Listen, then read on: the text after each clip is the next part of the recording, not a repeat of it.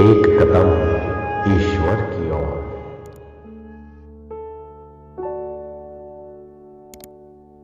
निर्वाण प्रकरण उत्तरार्ध 14वां सर्ग। उस कुल में उत्पन्न इंद्र की 20 तंतु में जगत की रचना तथा सब तरह के विचार कर देखने पर ब्रह्म दृष्टि आकाश की इंद्रता का वर्णन।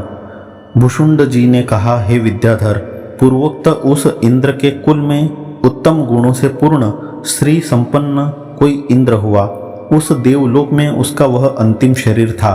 कुछ दिनों के बाद उस देवलोक में इंद्र के वंश में उत्पन्न हुए लड़के को बृहस्पति की उपदेश वाणी से आत्म तत्व साक्षात्कार ज्ञान की प्राप्ति हुई। तदनंतर वेद्य वस्तु का ज्ञान प्राप्त करने वाले तथा प्रारब्धानुसार प्राप्त कार्यों का संपादन करने वाले देवताओं के उस अधीश्वर ने समस्त जगत का राज्य किया।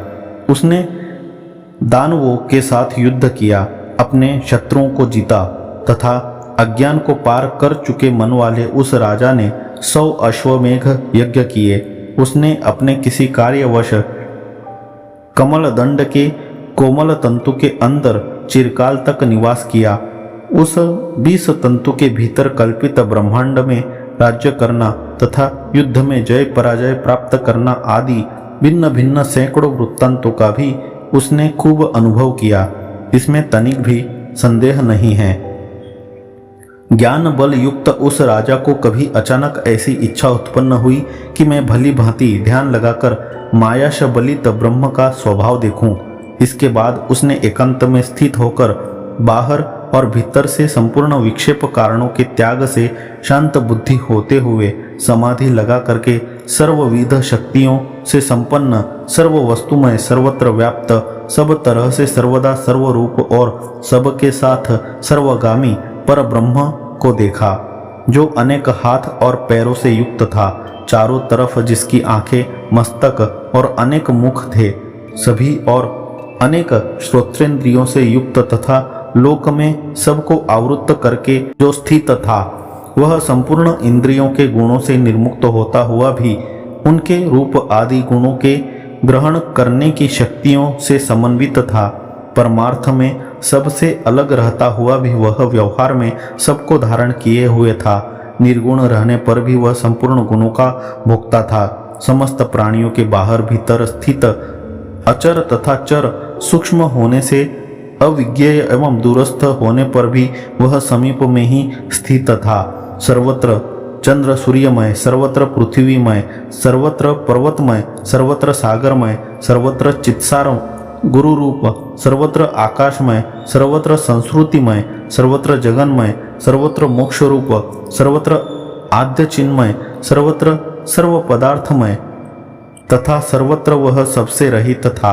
घट पट वट शकट दीवार वानर तेज गृह आकाश वृक्ष पर्वत वायु जल और अग्नि आदि सब पदार्थों में तथा परमाणु के एक अंश मात्र में भी नाना प्रकार के प्राणियों के शारीरिक आचारों तथा मानसिक विचारों से युक्त एवं स्वर्ग नरक आदि के गमनागमन आदि से समन्वित उसने तीनों जगत को देखा।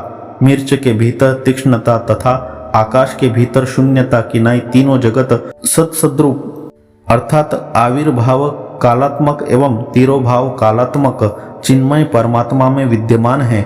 इस तरह जीव भाव से शून्य शुद्ध ज्ञान से देखता हुआ वह इंद्र पूर्व वासना कल्पित उसी शरीर से क्रमशः वैसे ही ध्यानवान हो गया। महामति उदार बुद्धि उस इंद्र ने ध्यान लगाकर संपूर्ण ब्रह्मांड को मायाश बलित ब्रह्म में देर तक देखते हुए हम लोगों के द्वारा अनुभूयमान इस ब्रह्मांड को देखा। तदनंतर हम लोगों के इस ब्रह्मांड में पाताल भूमि आदि लोकों के क्रम से इंद्र लोक के भीतर मन से विचरण करता हुआ वह इंद्र के समीप पहुंचा। वहां इंद्र को देखते ही मैं इंद्र हूँ इस संस्कार के उद्बुद्ध होने तथा पूर्व में किए गए सैकड़ों वृत्तांतों से शोभित अनेक भुवनों का राज्य किया।